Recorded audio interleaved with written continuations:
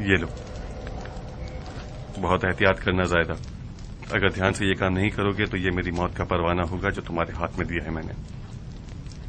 تم زندان سے بھاگ کیوں نہیں جاتے مختار؟ کہیں زبیریوں کے یخنی تمہیں پسند تو نہیں آ گئی؟ تم کب تک عمر کے بیٹے کی توجہ بلکہ صفیہ کی عاجزانہ گزارشوں پر توجہ کر کے اپنی آزادی کی سفارشیں کراتے رہو گے؟ یہ آخری بازی ہے زائدہ، اگر میں زندان سے بھاگ جاؤں تو زبیریوں کو میرے خروج کی خبر مل جائے گی، سارے جہاں کو پتہ چل جائے گا کہ میرا کیا ارادہ ہے۔ دشمنان علی عین الوداع میں توابین کے قتل عام کے بعد اس بات پر یقین رکھتے ہیں کہ شیعوں کا خطرہ ختم ہو گیا، اسی یقین پر رہیں تو ہم سب کا فائدہ ہے۔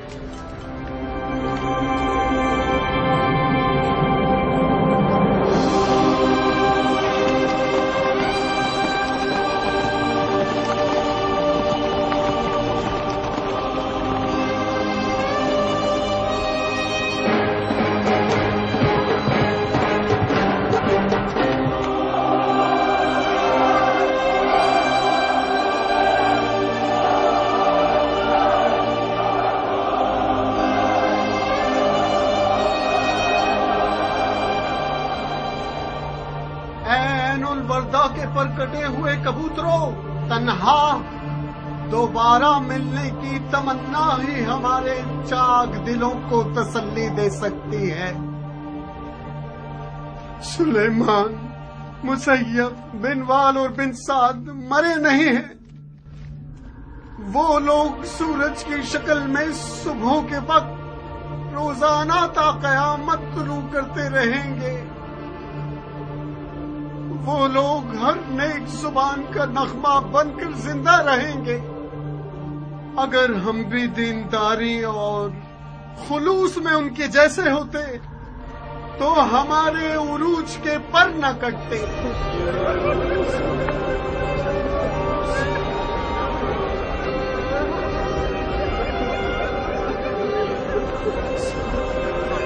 ابھی بہت سی ایسی راہیں ہیں جن پر ہم نہیں چلے ہیں، بہت سی باتیں ہیں جنہیں ہم نے سنا نہیں، بہت سے ایسے الفاظ ہیں جن کا ہم نے اقرار نہیں کیا، اور دیکھنے کی بہت سی چیزیں جو ہم نے نہیں دیکھی۔ توابین آج کے بعد سے ایک اور ذمہ داری اپنے سروں پر رکھتے ہیں، ہمیں عین الوداع اور کربلا کے خون کا انتقام ایک ساتھ لینا ہوگا۔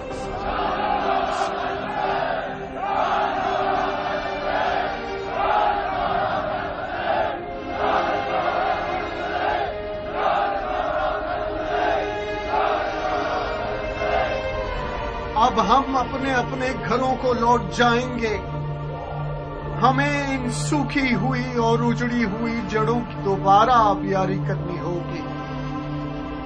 اس تحریک کو اب آگے بڑھانا دوبارہ قوت جمع کرنے پر مشروط ہے۔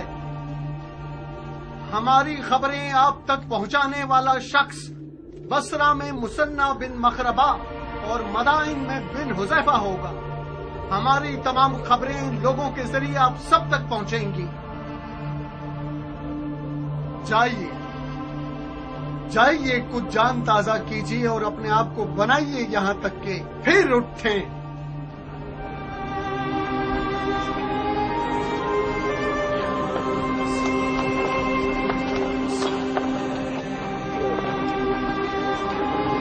خدا کے حوالے میرے بھائی،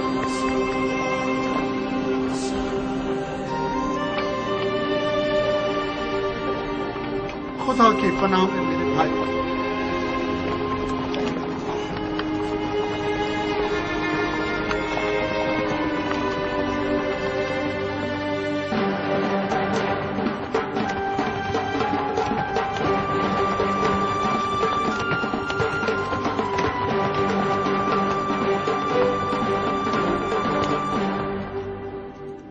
درود ہو عین الوردہ کے تھکے ماندے مجاہدوں پر۔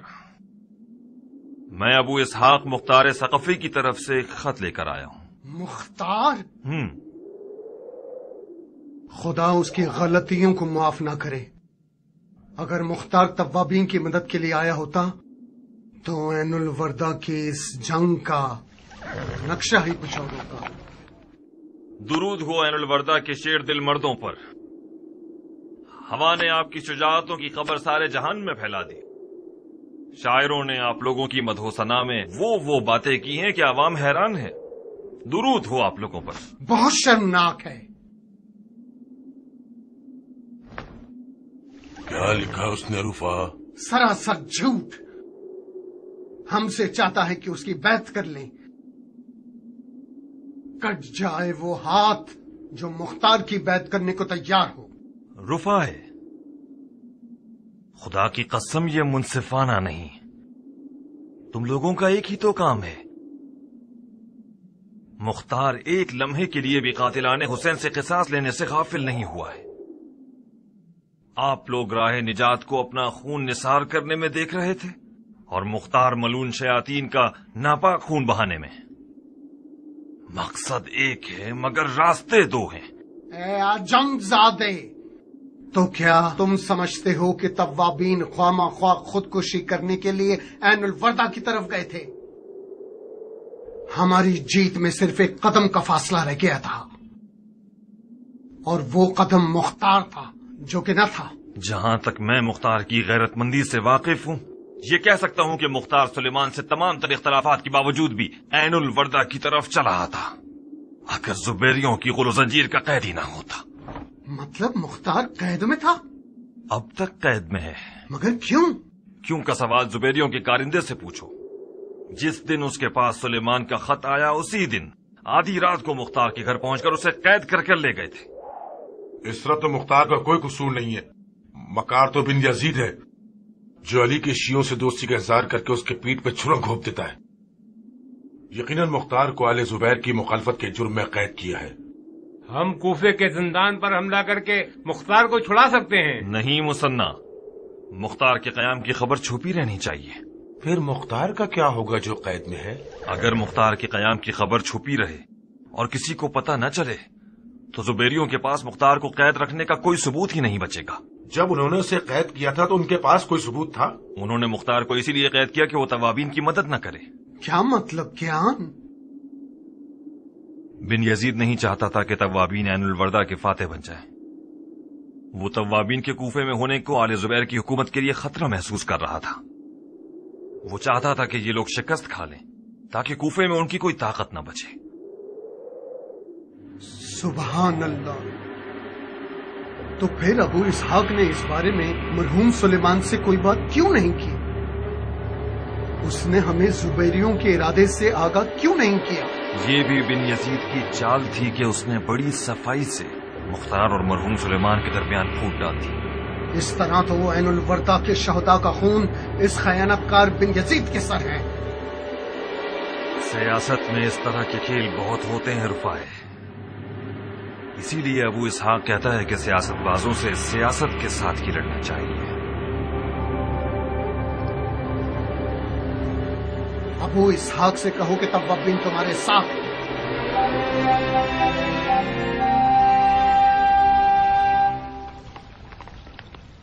کیا لکھا ہے اس میں؟ ہم دونوں سے مختار کی آزادی کی درخواست کی ہے۔ یہ لو، تم خود پڑھ لو۔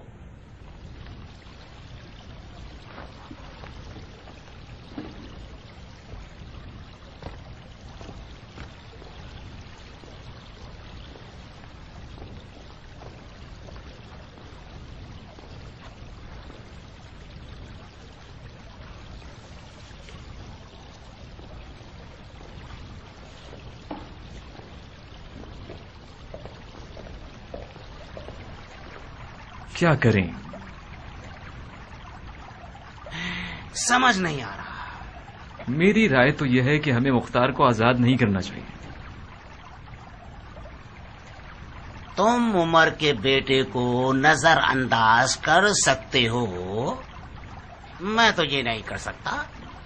اگر خلیفہ کی اولاد ہم سے ناراض ہو، یہ اس سے بہتر ہوگا کہ خلیفہ ناراض ہو جائے۔ آزادی مختار کا مطلب وہی پچھلی پریشانیاں اور گھبراہٹیں۔ اگر مختار آزاد ہو گیا تو چین سے نہیں بیٹھے گا، خاص طور پر جب کہ وہ قید کیا گیا ہے اور زخمی بھی۔ مجھے لگتا ہے کہ توابین کی عین البردہ میں شکست کے بعد شیعوں کے ہاتھ پاؤں کٹ گئے ہوں گے اور ان کا سارا جوش ختم ہو گیا ہوگا اور یہ مروانیوں کے حریف نہیں ہو سکتے، لہذا وہ مجبور ہیں کہ ہم سے اتحاد کر لیں۔ یہ بتاؤ خلیفہ کو کیا جواب دو گے اگر ہم نے مختار کو آزاد کر دیا؟ خلیفہ آخر کیوں ناراض ہوں گے جبکہ مختار کا آل زبیر سے کوئی واسطہ نہیں ہے؟ کیا تمہیں یقین ہے کہ مختار آزاد ہو کر آل زبیر کے خلاف سازشیں نہیں کرے گا؟ اب تک تو نہیں کی۔ میری مانو تو مختار کو مار ڈالے اور اس کے شر سے نجات حاصل کر لیں۔ لعنت خداوند و شیطان رجیم پر۔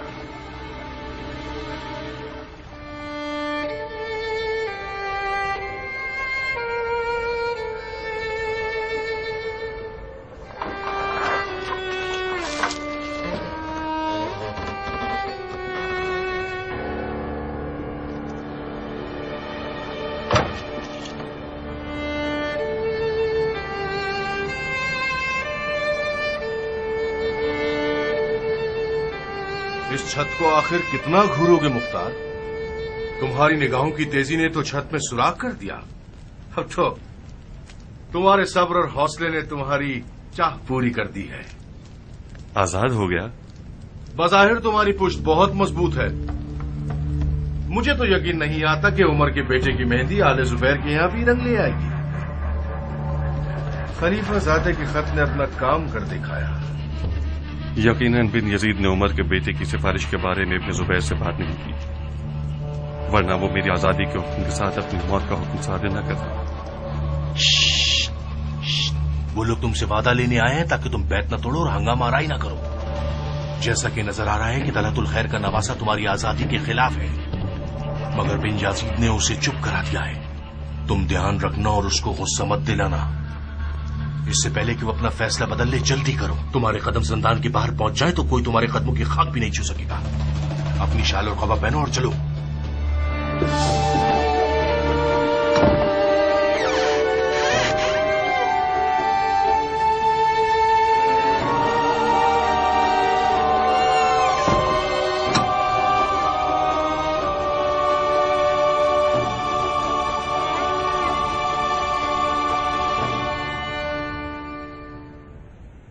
وعلیکم السلام۔ میری آنکھیں اندھیرے میں رہنے سے دھندلے پن کا شکار ہو گئی ہیں، ورنہ میں اہل معرفت کے دیدار میں سلام کرنے میں پہل کرتا تھا کہ دگنا ثواب حاصل کروں۔ مختار، جو شخص اپنی کرسی اور منصب کو داؤ پر لگا رہا ہے تاکہ تم ایسے آزاد ہو جاؤ اور اپنی زندگی کی خوشیوں تک پہنچ سکو اور اس کے ساتھ اچھا برتاؤ کرو،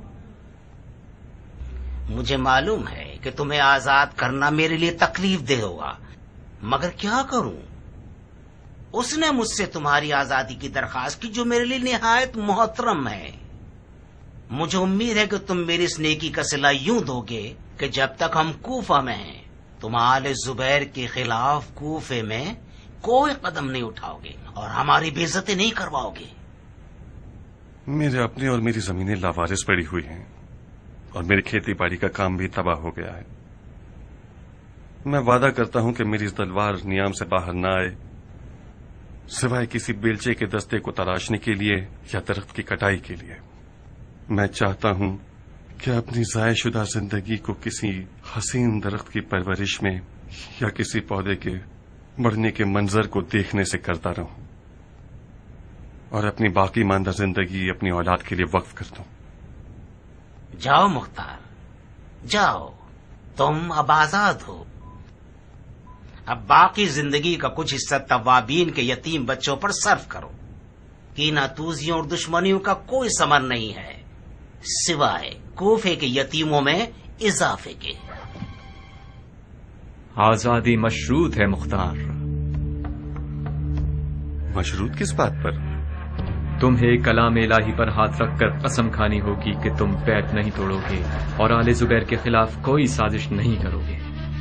اور اگر قسم توڑو گے تو تمہیں مکے میں 1000 اونٹوں کی قربانی کرنی ہوگی اور اپنی تمام تر ملکیت چاہے عورت ہو چاہے مرد سب کو آزاد کرنا ہوگا۔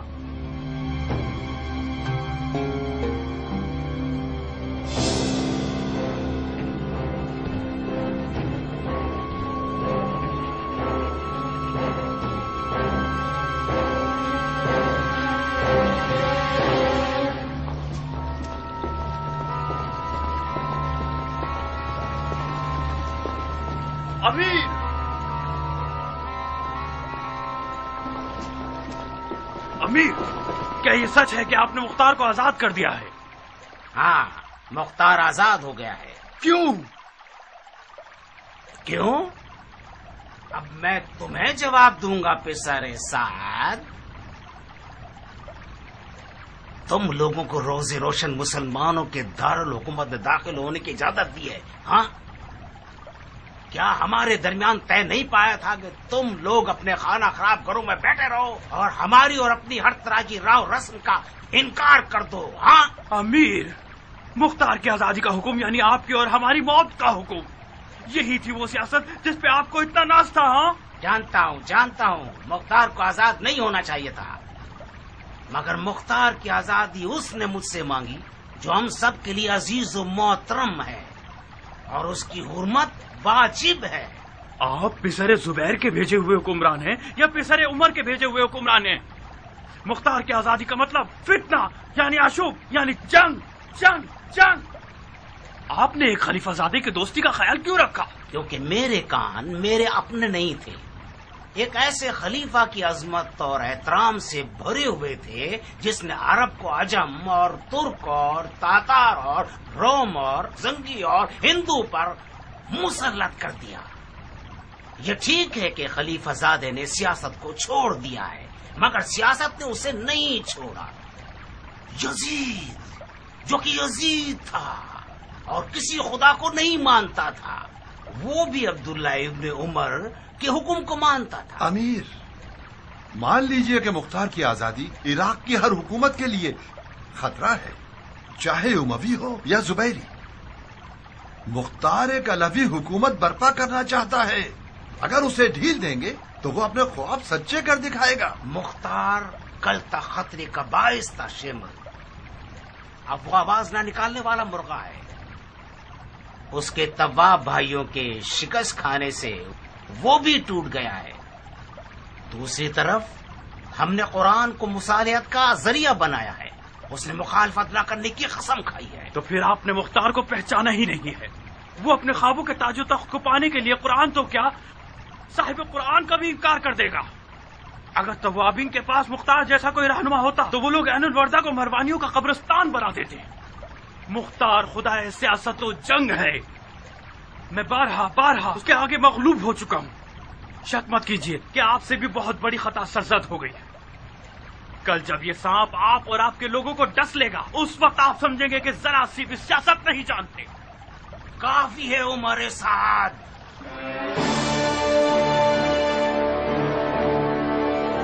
کافی ہے۔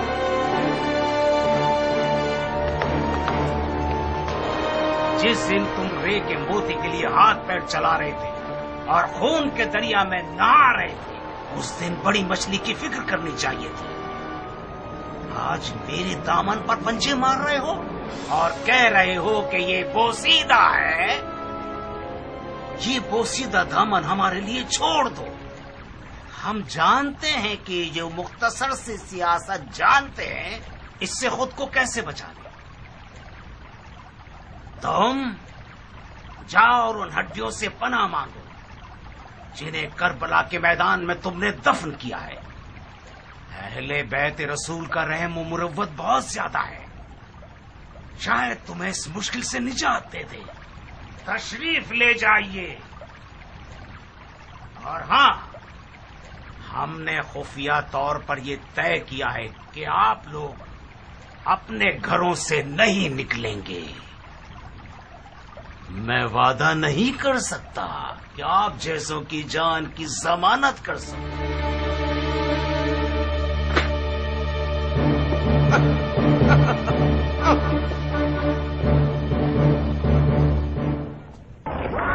بن یزید بہت پلید اتنی پیلی ہے بن یزید بہت پلید اتنی پیلی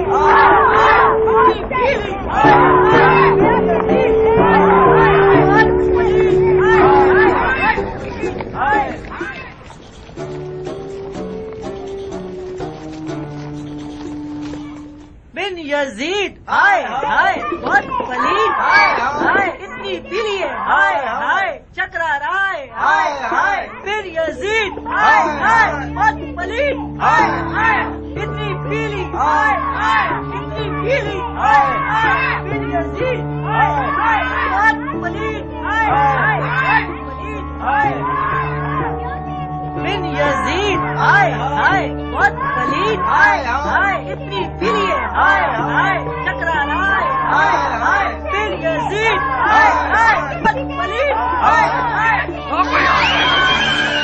بند کرو، تم لوگ بھی وہی حرکتیں کرو گے ملون کہیں کے. یہ ساری بکواسیات بن بابا کے بچوں کے لیے سڑک چھاپ بدبخت اور بگڑے ہوئے بچوں کو سیب دیتا ہے. تم لوگوں کے لیے نہیں جو خود بگڑے ہوئے ہو اور دوسروں کے لیے نعرے لگاتے ہو.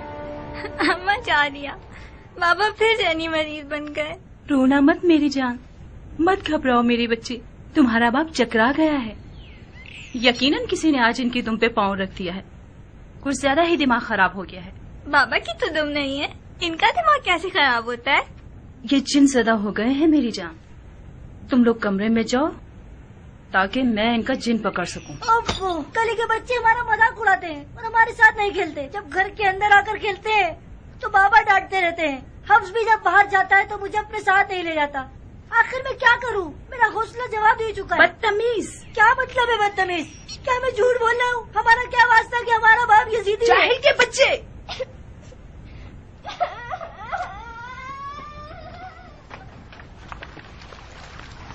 خوش رہیے گا، خوش رہیے گا. کیا تربیت کی ہے آپ نے؟ یہ جاہل کے بچے میرے لیے عذاب کے فرشتے بن گئے ہیں.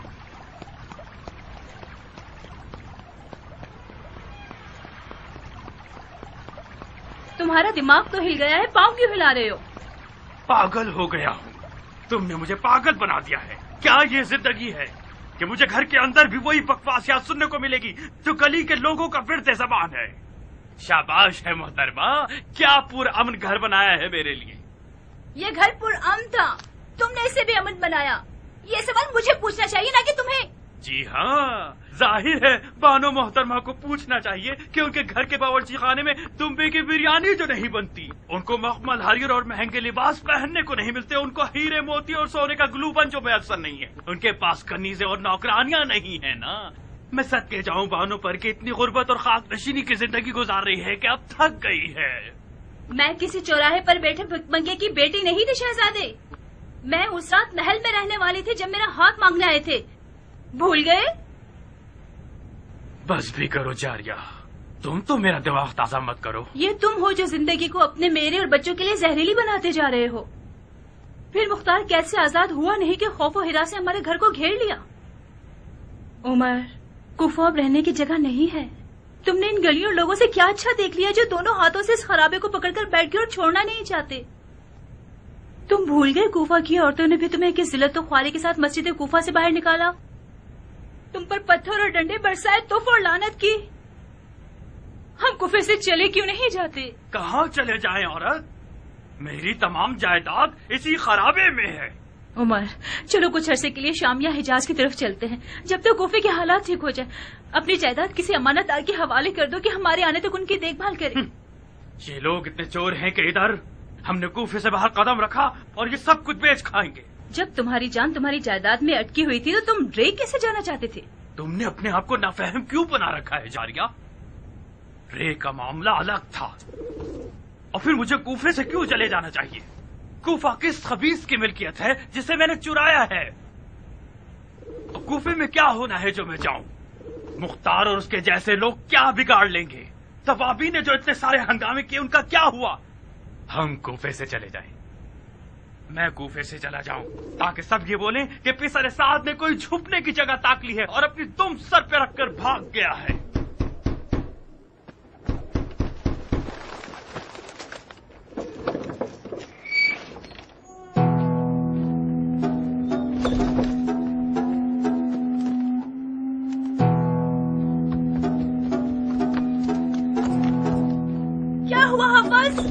یہ سب کیا ہے؟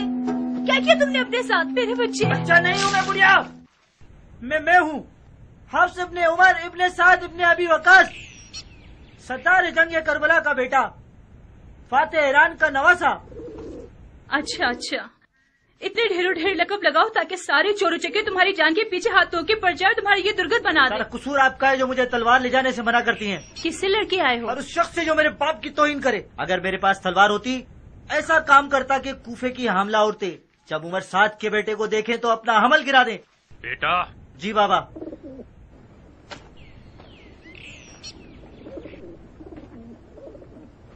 تم لڑے کیوں تھے؟ اوریان کے ساتھ نہر پر مچھلی پکڑنے گیا تھا کہ ماہی گیروں کے 6-7 بچے ہمارا راستہ روک کے کھڑے ہو گئے کہ یہاں ہمارا قبضہ ہے، تمہیں یہاں شکار کا حق نہیں۔ اوریان ڈر گیا، وہ واپس لوٹنا چاہتا تھا، میں ان کے سامنے ڈٹ کر کھڑا ہو گیا۔ قبضے کا کیا مطلب ہے؟ نہر تو سب کے لیے ہے، نہر خدا کی ہے۔ ہماری بحث بڑھ گئی، اوریان کے منہ سے نکل گیا، جانتے ہو کس سے لڑ رہے ہو؟ یہ عمر 7 کا بیٹا ہے۔ ان خبیثوں نے کہکا لگا کر میرا مذاق اڑایا، ایک نے آپ کو گالی دی، میں نے اسے مارا، سب مجھ پر ٹوٹ پڑے۔ کون سی گالی دی؟ بہتر ہوگا کہ آپ نہ سنیں، بہت ہی بری گالی دی۔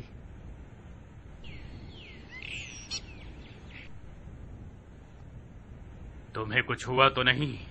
نہیں، کچھ بھی نہیں ہوا، ناک سے خون بہ رہا ہے، تھوڑا سا سر بھی پھٹا ہے۔ اگر اوریان نہیں بھاگتا تو ان کا حشر نشر کر چکے ہوتے ہم۔ میں ایک تھا، وہ لوگ 7 تھے، حیف کی تلوار نہیں تھی میرے پاس۔ آج کے بعد جہاں بھی جاؤ گے تلوار حمائل کر کے جاؤ گے۔ ان کوفیوں سے اب صرف تلوار کی زبان سے بات کرنی ہوگی۔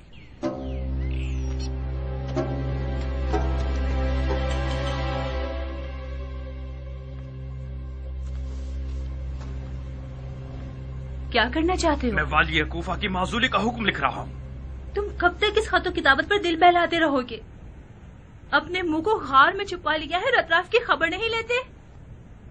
آج کوفہ یزید اور اس کے ساتھیوں سے بیزار ہے۔ تم شمر اور تم لوگوں کے ساتھی اہل کوفہ کے منفور ہو۔ کوفہ کے بچے روزانہ تم لوگوں کی شکلیں لکڑیوں پر لے کر مزاحیہ اشعار پڑھتے ہوئے گلیوں میں گھومتے ہیں۔ اگر تم جیسے لوگوں کی زبیریوں کے نزدیک کوئی قدر و منزلت ہوتی تو وہ تم لوگوں کو خانہ نشین نہیں کرتے۔ تم اپنے ہی گھر میں قیدی ہو عمر، یقین کیوں نہیں کرتے؟ خدا کی قسم ہمارے پاس کوفہ چھوڑنے کے سوا کوئی حل نہیں ہے۔ جاریہ، اگر آندھی بھی آ جائے تو وہ بھی مجھے کوفے سے نہیں ہلا پائے گی۔ اب تم بولتی رہو۔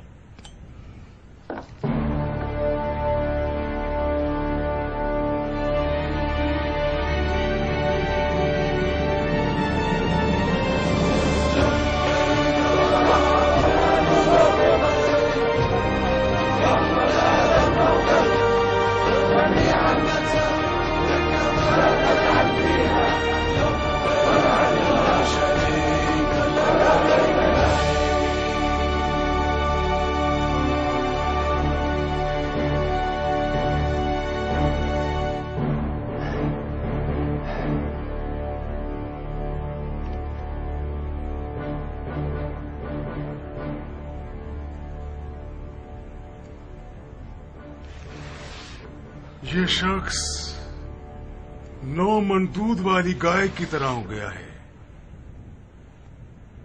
کامیابی سے بھرے ہوئے دودھ کے برتن کو ایک لات سے گرا دیا ہے۔ بن متی، اس سے پہلے کہ تمہارے حکم کی مہر سوکھ جائے اپنے آپ کو کوفہ پہنچا دو اور کہانی ختم کر دو۔ خدا کرے کہ دیر نہ ہوئی ہو۔ ہاں، ابھی نکلے نہیں ہو کہ پہلے ہی ہار گئے؟ کوفہ ایک خوفناک میدان ہے، مجھے فکر مند ہونے کا تو حق دیجیے۔ کوفے میں سیاست اور تلوار بیک وقت چلائی جانی چاہیے، ورنہ ہم اسے سنبھال نہیں سکتے۔ جناب علی، یہ فدوی تو اسی وقت بن یزید کو کوفہ بھیجنے کے خلاف تھا، بہت سیاست باز تھا وہ۔ یہ تو سیاست نہیں ہے، عمر کے بیٹے کا پھیلا ہوا پاؤں ہے۔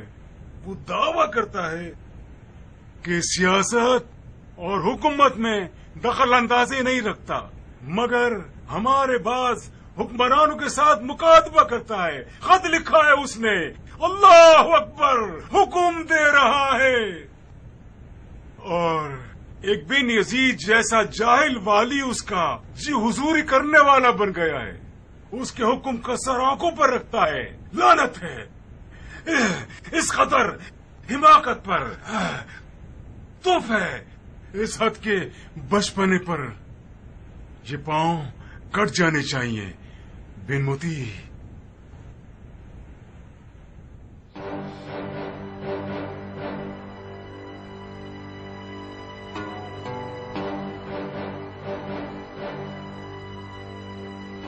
तुम्हारी मुख्तार से पुरानी दोस्ती है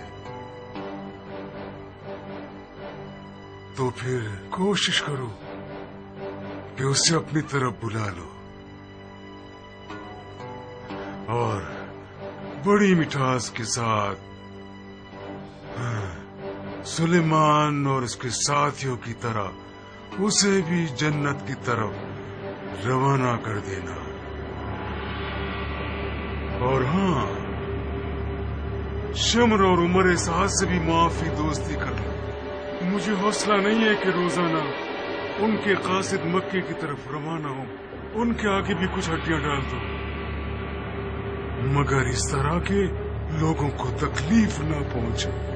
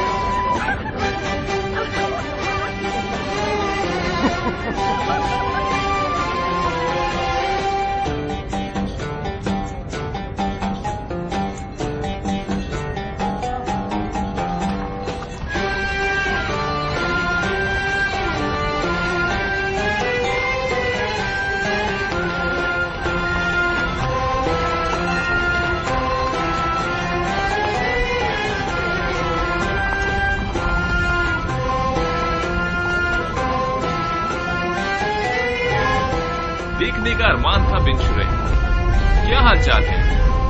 बस आपकी दुआएं हैं। आप कैसे हैं? हम दुआ गो और शुक्रगुजार हैं। इस तरफ कैसे? खुदा ने तौफीक दी तो उम्रे का शर्फ हासिल करने जा रहे हैं। उम्रा? वो भी इन दिनों में, जबकि कूफे को तुम जैसे नामवर लोगों की जरूरत है। वाजिब फरीजे को छोड़कर मुस्तहब को अदा करने जा रहे हो। कूफा आप जैसों के लिए वजीफों से भरा हुआ है जो सियासत को वाजिब फरीजा समझते हैं। हम जैसों के लिए नहीं जिनका सरोकार ज़राअत से है। किस बात पे हंस रहे हो बिन मोती? आपकी मुर्गी की दुम जो नजर आ रही है। ये मुर्गी की दुम कहाँ है? कूफे की राह यहाँ से है और आप मदीने से आ रहे हैं। रोज़े रसूल की जियारत को गए थे ताकि हमारे उम्रे का सवाब दोगुना हो जाए। इसमें कहाँ पर हंसने की बात थी? ये कहो कि हजरत सज्जाद के पास गए थे ताकि सियासी जिम्मेदारियों के बारे में सवाल करो। बहुत खूब। उनकी राय क्या थी? फर्ज कर लीजिए कि आप ठीक कह रहे हैं, तो क्या हमने कुछ खिलाफ शरीयत किया है? बिल्कुल नहीं, हरगिज नहीं, बिल्कुल बजा काम किया है। उम्रा करने को पहुंचे तो एक चक्कर इमाम सज्जाद के चचा के पास भी लगा लीजिएगा। सुना है कि ज़ैनुल आबिदीन ने अपने चचा को कूफे के मामलात में अपना वकील बनाया है।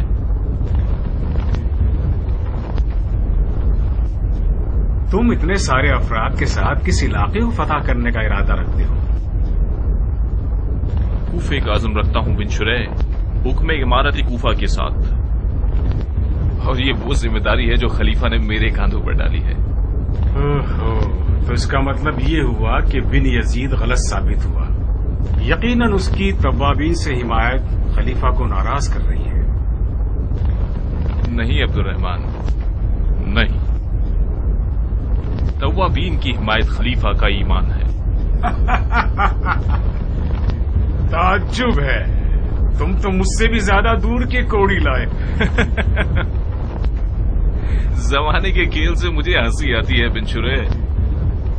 जब मुझे इमारत का हुक्म मिला तो मुझे याद आ गया कि तुम उन लोगों में से हो जिनकी मुझे सबसे पहले दाढ़ी चलानी है। हैफ है, तुम्हारा मक्का में ज्यादा ठहरने का इरादा तो नहीं है। कूफे में तुम्हारे पास मेरे अलावा इतनी मसरूफियात होंगी कि तुम्हारे पास वक्त ही नहीं रहेगा। हम बड़े सुकून के साथ अपनी जियारत करके बड़े आराम से वापस लौट सकते हैं। आओ, तुम्हारा इंतजार करूंगा मैं। और हाँ, हमारे दोस्त की क्या खबर है? अगर खुदा का कह रहे हो तो हम नजारा कर रहे हैं, और अगर शैतान के बारे में कह रहे हो तो जनाबे वाला बेहतर जानते होंगे। अपने आप को धोखा मत दो। हम दोनों का खुदा और शैतान के अलावा एक तीसरा दोस्त भी है। उसका नाम अबू इसहाक मुख्तार है। मुख्तार या जिंदान में है या मैदान में, बज़ाहिर बिन यजीद ने तुम्हारे लिए रास्ता हमवार बना दिया है। मैंने सुना है उसने मुख्तार को कैद कर लिया है। मुख्तार को जब मैदान में होना चाहिए वो कैद में होता है, और जब उसे कैद में होना चाहिए वो मैदान में होता है। ऐसा लग रहा है कि बहुत अरसे से तुम कूफे से बेखबर हो। बिन यजीद ने मुख्तार को आजाद कर दिया और अपने आप को कैदी बना लिया, और इन दोनों के बीच में मैं फंस गया हूं।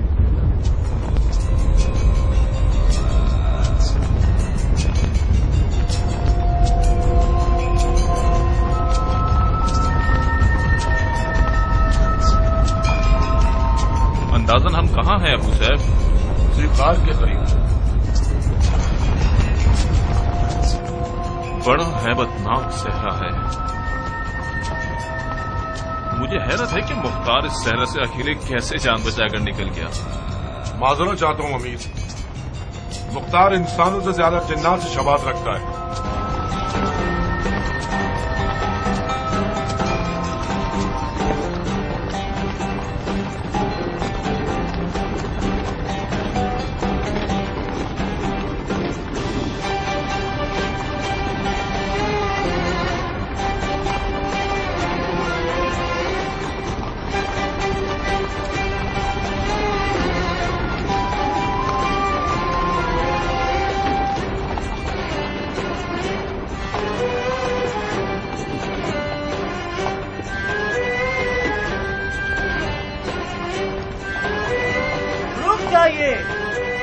हम बसरा और कूफा के दोराहे पर पहुंच गए हैं।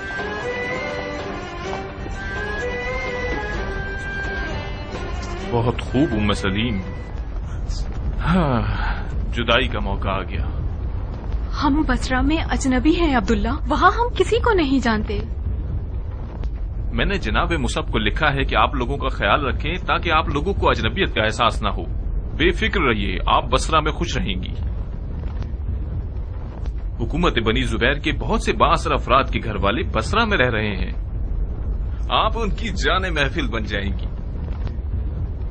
जब हम कूफा में अपने कदम जमा लेंगे तो आपके दीदार को चले आएंगे। तुम कूफे के अमीर और हाकिम हो, आखिर तुम्हारे घर वालों को तुम्हारे साथ कूफा क्यों नहीं जाना चाहिए? मेरी कूफा पर हुकूमत मुख्तार जैसे खतरनाक रकीब को महार करने पर मशरूत है। मगर तुम तो मुख्तार के पुराने दोस्त हो। हाँ, मैं और मुख्तार बचपन से एक दूसरे के दोस्त थे, मगर फिलहाल रकीब हैं। दोस्ती जितनी करीब की हो, दुश्मनी उतनी ही ज्यादा शदीद और खतरनाक हो जाती है, और अमीरी की दुश्मनी एक तरह की जंग है। जाओ उम्मे सलीम, जाओ, جاؤ اور یہ دعا کرو کہ میری اور مختار کی دوستی ہمیں ایک دوسرے کے خون کے پیاسے ہونے سے روک دے. جاؤ خدا کی پناہ میں.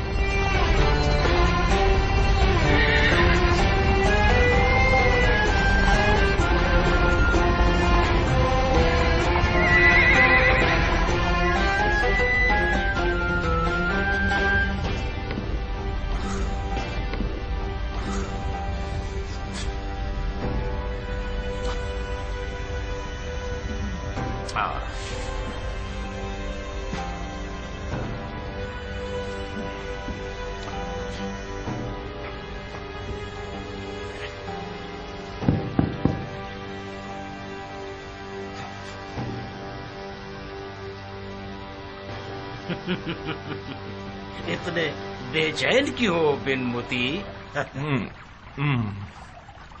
بڑی تنگ کرنے والی جگہ ہے. تم بیٹھتے تھے تو پرسکون تھے کیا؟ جی نہیں، کتنی دفعہ اس نے مجھے قبر دکھا دی. اسی وجہ سے ہم اتر چکے ہیں اور آپ اس پر سوار. اپنی بیٹھک پر دھیان رکھیے گا. جب میری بے چینی کی وجہ جانتے ہو تو پوچھ کیوں رہے ہو؟ میں یہ تسلی کرنا چاہ رہا تھا کہ غلطی میری نہیں تھی. یہ سواری ایک ڈسنے والی شے ہے. ہمیں سحر و جادو آنا چاہیے تاکہ اسے مہار کر سکے. صحیح. اگر سحر و جادو سے حکومت کی جا سکتی تو ابھی تک جادوگر نمونے اس وقت تمہاری نماز جنازہ پڑھ رہے ہوتے. جس کو کوفے میں جادو نہ آتا ہو وہ موت کے گھاٹ ہی اترتا ہے. تم اچھے سیاستدان ہو بن یزید اور ایک اچھے جادوگر بھی. حکومت کرنا جادوگری سے زیادہ مشکل ہے. بعض اوقات ہاتھ میں عصائے موسیٰ بھی ہو تب بھی کام نہیں چلتا. حکومت میں کچھ معاملے ایسے بھی ہیں جو صرف ٹیڑھی تلوار سے ہی سیدھے کیے جا سکتے ہیں. جائیے اور اپنے آپ کو مکہ مکرمہ کے سفر کے لیے تیار کیجیے. کیا یہ حکومتی صدا کا حکم ہے؟ کیوں؟ میں جاننا چاہتا ہوں. ہاں، میں جاننا چاہتا ہوں کہ اگر خلیفہ کا حکم ہے کہ ہم مکے چلے جائیں تو سر آنکھوں پہ چلے جاتے ہیں، لیکن اگر آپ کا حکم ہے تو اجازت دیجیے کہ ہم اگلی منزل کا انتخاب خود کر لیں. اگر انتخاب کا اختیار دیا جائے تو کہاں جائیں گے؟ مکے کے علاوہ کوئی جگہ. کہیں آپ کو یہ برا تو نہیں لگ گیا کہ خلیفہ نے آپ کی جگہ ہمیں بٹھا دیا ہے؟ خدا نہ خواستہ آپ آل زبیر کو پیٹھ دکھانے کا ارادہ تو نہیں رکھتے؟ ہرگز نہیں. ہم نے حکومت کی شرط آل زبیر کی بیعت نہیں کی ہے. ہمیں شرعی ذمہ داری نے بیعت کرنے پر مجبور کیا تھا. جب تک خلیفہ اور ہم ہیں ہم عہد و میثاق پر ہمیشہ ثابت قدم رہیں گے. میں ذاتی طور پر تھک چکا ہوں اور کچھ عرصے سیاست کے کھیل سے دور رہنا چاہتا ہوں. ابراہیم کے بارے میں نہیں جانتا.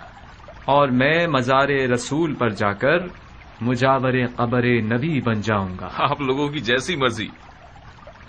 بن یزید، آپ جہاں کبھی ارادہ رکھیں گے ہمیں ضرور بتا دیجیے گا تاکہ آپ کے سفر کے اسباب مہیا کر دیے جائیں. اور تم بن مزاحم، کوفیوں کو مسجد میں بلاؤ. شرن اور عرفن، ہمیں حکومت کو مسجد کوفہ اور اس کے ممبر سے شروع کرنا چاہیے. اے مسلمانوں، اس خدا کی قسم جس کا کوئی شریک نہیں، تم لوگوں کی بھلائی اتحاد میں ہے، نفاق میں نہیں.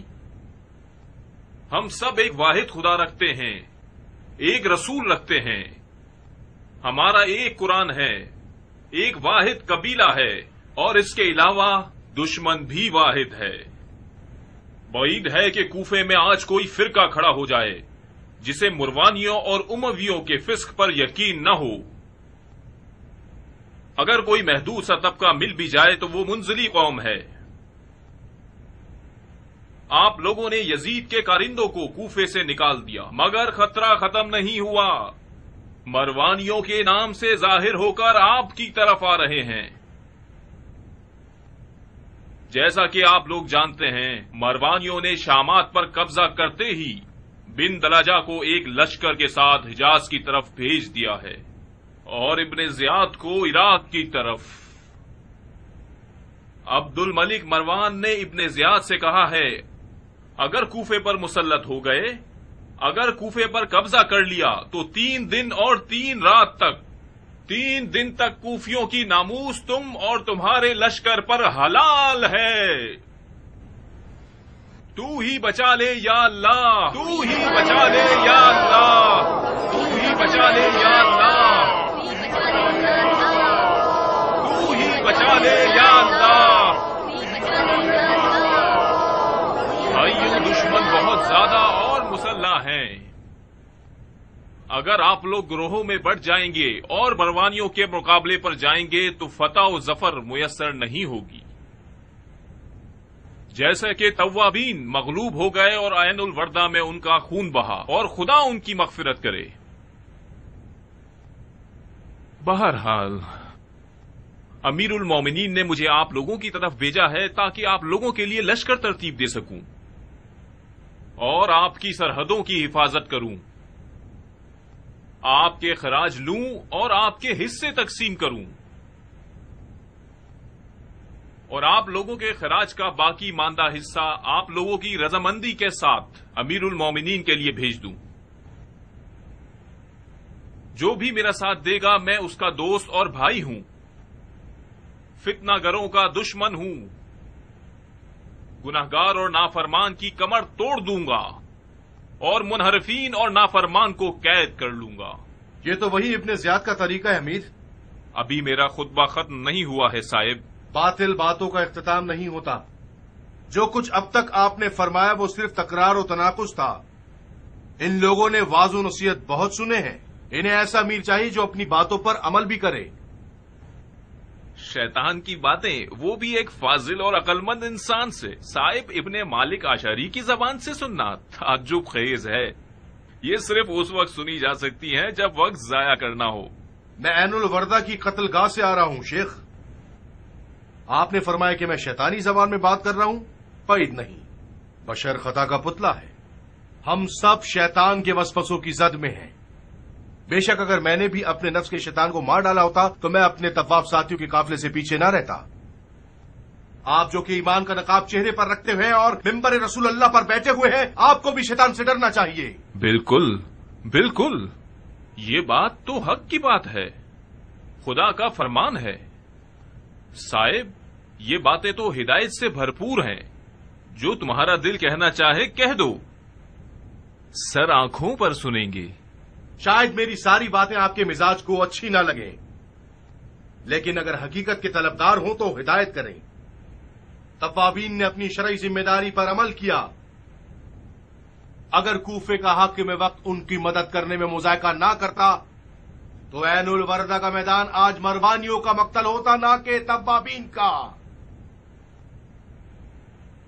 اگر بن یزید توابین کی مدد کر سکتا تھا اور اس نے نہیں کی، خدا اسے معاف نہ کرے کہ اس نے گناہ کیا ہے۔ بن یزید نے مدد نہیں کی کیونکہ یہ آل زبیر کی سیاست ہے کہ شیعہ کوفے میں ضعیف ہو جائیں اور اقلیت میں رہ جائیں۔ یہ لوگ شیعوں کو گروہ گروہ کی شکل میں مروانیوں کے مقابلے پر بھیجنا چاہتے ہیں تاکہ شیعہ ختم ہو جائے اور ان کی طاقت پامال ہو جائے۔ یہ ایک غلط بات ہے، موافق نہیں ہوں میں صاحب۔ اگر تم میرے خطبے کو غور سے سنتے تو میں نے عرض کیا تھا کہ سب مل کر دشمن سے لڑنے جائیں گے، گروہوں میں بٹ کر نہیں اور منمانی کرتے ہوئے نہیں۔ اگر توابین عین الوردہ نہیں جاتے تو کیا آل زبیر کی تلوار ان کی گردنوں پر تھی کہ کیوں نہیں جا رہے؟ یہ کون سا تفرقہ پھیلانے والا جملہ ہے؟ خدا لعنت کرے اس پر جس کا ارادہ تفرقہ بازی ہو۔ آمین یا رب العالمین۔ اگر آپ جنگ کا ارادہ رکھتے ہیں تو عزم کیجئے، لشکر بھیجئے، شیعہ بھی آپ کے ساتھ ہوں گے۔ جی نہیں، ہرگز نہیں۔ تعصب سے دلوں کو پاک کیجئے تاکہ ہم سب مل کر جہاد کریں۔ حالات میرے تصور سے کہیں زیادہ خطرناک ہیں۔ خلیفہ کی توہین، وہ بھی کھلے عام، یعنی زبیریوں کے اونٹ کو کوفے میں ذبح کر ڈالنا۔ بن یزید نے حکومت نہیں کی، کھیل کھیلا ہے، بالکل ان بچوں کی طرح جو بادشاہ بننے کے کھیل کھیلتے ہیں۔ معافی چاہتا ہوں امیر، ان سے میٹھے انداز میں پیش آئیں گے تو یہ ہم پر سوار ہو جائیں گے۔ آپ ان سے بہت زیادہ اچھے انداز میں پیش آتے ہیں۔ مجھے مزید برہم مت کرو، میں پہلے ہی اپنے آپ میں بہت اکڑا ہوا ہوں۔ سیاست میں بعض اوقات ایک مسکراہٹ سے ایک لشکر کی جتنی فتوحات حاصل کی جا سکتی ہیں۔ میں ہنسنے پر مجبور تھا، اگر ہنستا نہیں تو حالات کی نوعیت کو سمجھ نہیں پاتا۔ صاحب تو مختار کے قریبی دوستوں میں سے ہیں، ان تمام گستاخیوں کا اثر وجہ مختار ہے۔ مختار کو آزاد نہیں ہونا چاہیے تھا۔ مجھے باوثوق خبریں ملی ہیں کہ مختار نے آزادی کے بعد شیعوں کے بزرگوں سے مذاکرات کیے ہیں اور انہیں بیعت کے لیے تیار کیا ہے۔ مختار کو قید کرنا ایک غلطی تھی، مگر اسے آزاد کرنا اس سے بھی بڑی غلطی ہے۔ خدا قتل کر دے بن یزید کو، بلا وجہ اس نے مختار کو ایک خطرناک رقیب بنا دیا۔